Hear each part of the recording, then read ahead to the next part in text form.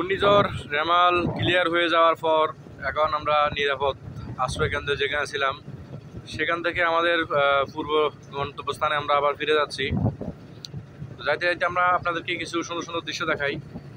এ হচ্ছে আমাদের কর্ণফুলী ব্রিজ বা নতুন ব্রিজ, এটা নতুন ব্রিজ নামে পরিচিত। তো আমরা এই ব্রিজের নিচ দিয়ে এখন জাহাজ নিয়ে যাব। দেখেন ব্রিজ নদী থেকে দেখতে কতটা সুন্দর লাগে।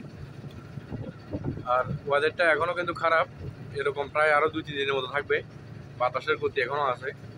তো যেহেতু ঘূর্ণিঝড় রেমাল উপকূল অতিক্রম করে চলে গেছে, তো আমাদের আর রিস্ক নাই তেমন একটা। এখন আমরা আমাদের পূর্ব গন্তব্যস্থানে, অর্থাৎ আমরা জেডিতে যে আমরা পূর্বে ঘাটে থাকতাম সেই ঘাটে চলে যাব জাহাজ নিয়ে। আমরা ইতিমধ্যে একটা নিউজ পেয়েছি যে পতেঙ্গা নেভেল বরাবর একটা মাদার ভেসেল কন্ট্রোল করতে না পেরে সে মাদার ভেসেলটি ইয়ার সাথে আটকে গেছে। এখন পর্যন্ত সঠিক নিউজ জানি না যে জাহাজটি ওখানে থেকে সরানো হয়েছে কিনা। যদি সরানো না যায় তাহলে নদী বন্দরে জাহাজ চলাচল খুব একটা সমস্যা হবে। আশা করি এটা বন্দর কর্তৃপক্ষ এতক্ষণে উদ্ধার করে ফেলছে বা সরিয়ে ফেলছে সেখান থেকে জাহাজটা। তো এই হচ্ছে আমাদের সেই নতুন ব্রিজ বা কর্ণফুলী ব্রিজ। এটা যাই জাহাজের সামনে যাই একটু দিয়ে খাই আপনাদেরকে।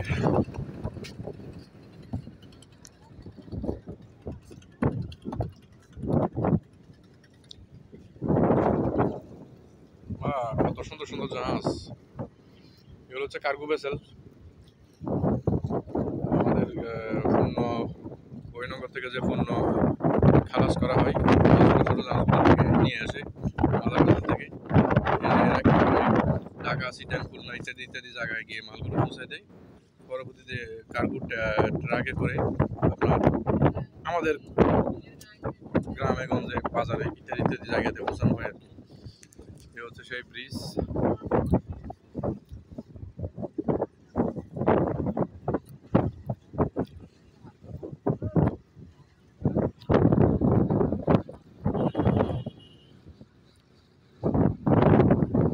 আর একটু পর আমরা ব্রিজের নিচ দিয়ে যাবো।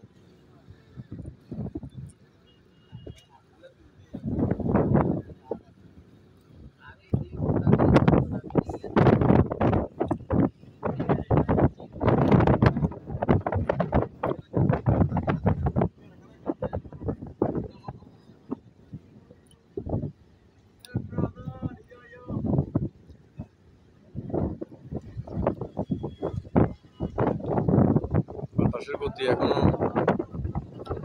আছে, সাগরে এখনো 40 কিলোমিটার বাতাস ঘন্টায়।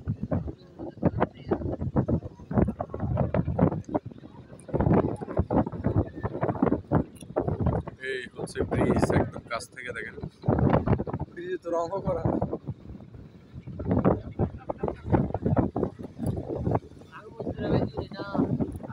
আর এই হচ্ছে বড় বড় জাহাজ।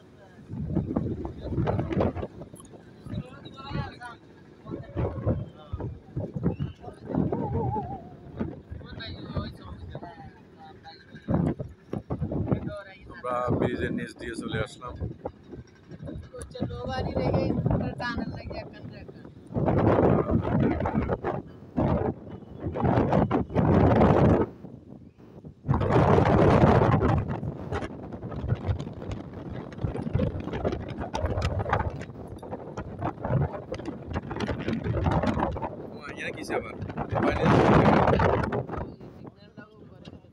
সিগন্যালের জন্য কিছু নৌবাহিনীর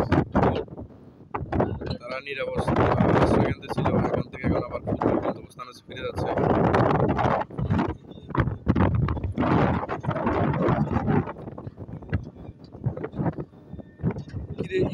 কি বেশি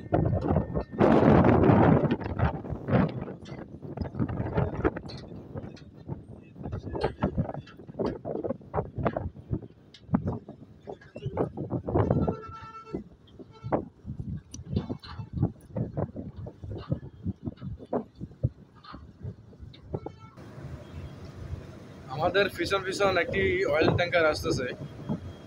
এটা একটা বিদেশি জাহাজ। ট্যাঙ্কারটার স্পিড দেখেন কত স্পিডে চলতেছে, আমাদের সে স্পিডে চলতেছে।